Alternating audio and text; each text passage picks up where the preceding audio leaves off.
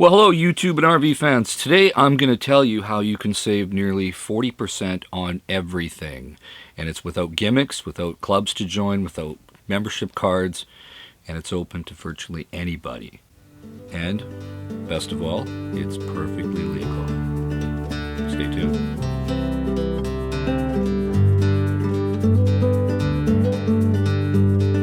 Moonchild, moonchild, staring at the sky. Heaven only knows what you're dreaming of tonight. And the skyline, skyline is a fading light. But it seems like the stars ain't never shine so bright. So you're probably wondering how you can save up to 40% on virtually everything. It's quite simple. Alexa, what is a Canadian dollar worth? $1 is worth $1 Canadian and 40 cents. There you go. See that?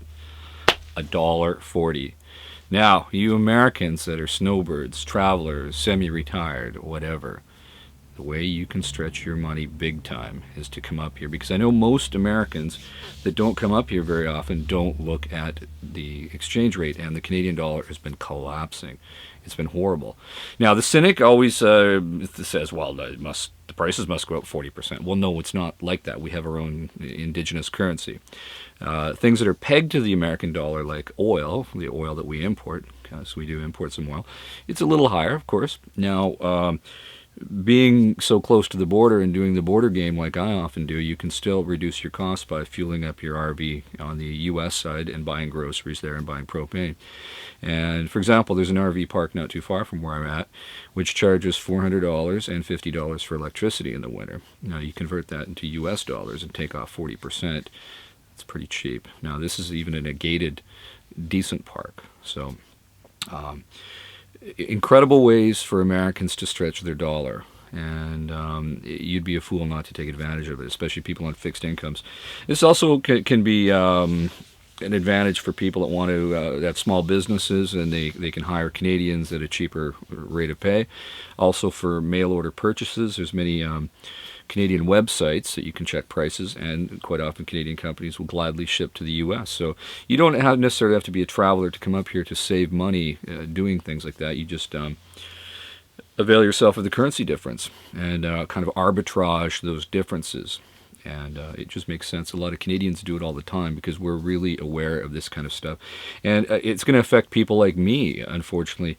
The great plans of spending 5 or 6 months in Arizona are really going to be challenging for me.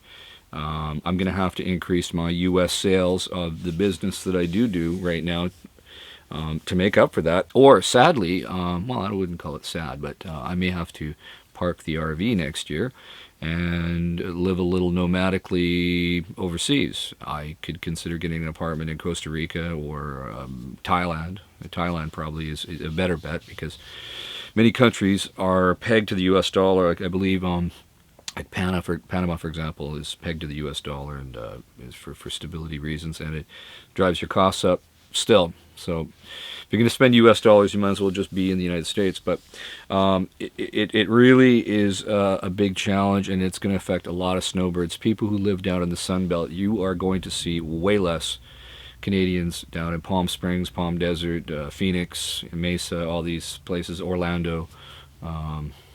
It's just pricing a lot of people out of the market, and they say, well, why would I bother going to the U.S. when everything costs me 40% more when I can just go to and pick another country?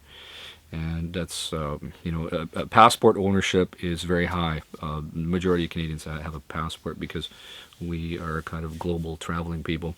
Now, I will remind you that you will need a passport from whatever country you are coming from that is valid to get into Canada to take advantage of these things. You are allowed to stay up to 6 months. You cannot bring your handgun, and you better not be a felon because they're going to check on the computer. If you have a felony conviction for anything, you are not going to be allowed in Canada. So that's just the way it is, folks. We got enough of our own criminals up here that we don't need to import anymore.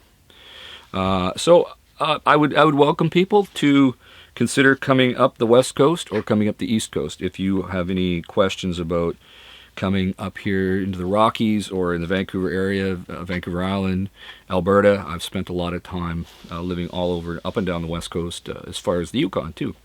So if you got any questions on ideas of where you could stay, where you could live, what life would be like, please put a comment or question below, and I will try to get back to you as soon as I can.